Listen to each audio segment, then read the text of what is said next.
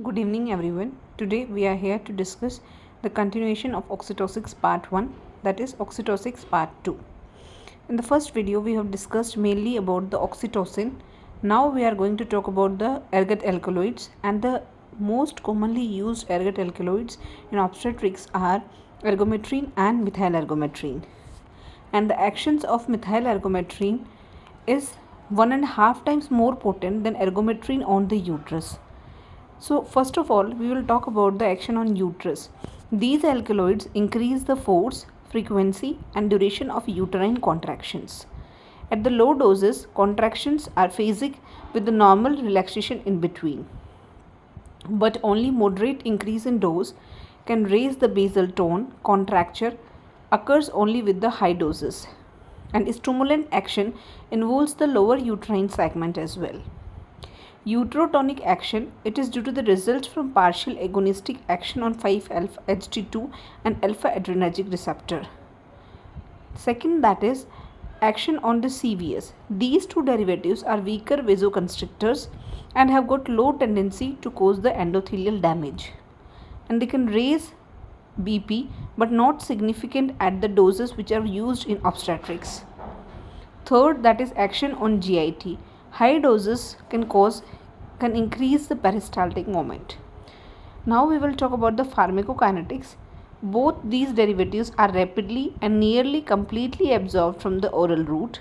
Onset of uterine action, it is different as per route.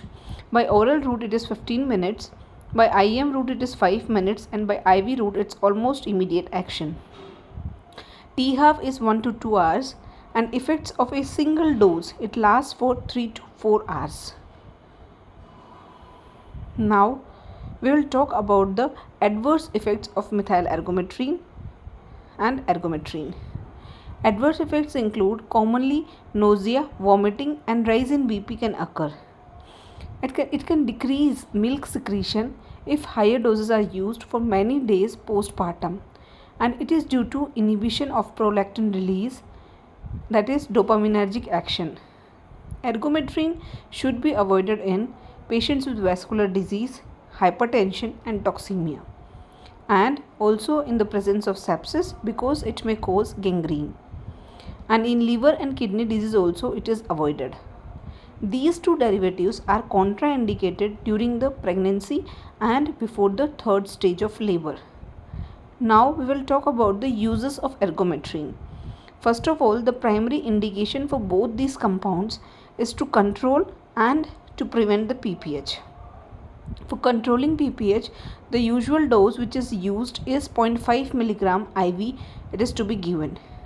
And to prevent PPH, 0.2 to 0.3 mg IM, it should be given after the delivery of anterior shoulder, and only in the patients who are more prone to bleed, for example in grand multipara and in uterine inertia. Second, that is after caesarean section or instrumental delivery, it is given to prevent the uterine atony. Third, that is to ensure the normal involution. For example, in multipara or where slow involution is there, it is used in a dose of 0.125 mg of methyl ergometrine, which is to be given TDS and for 7 days. So these were the uses of methyl ergometrine or ergometrine in obstetrics.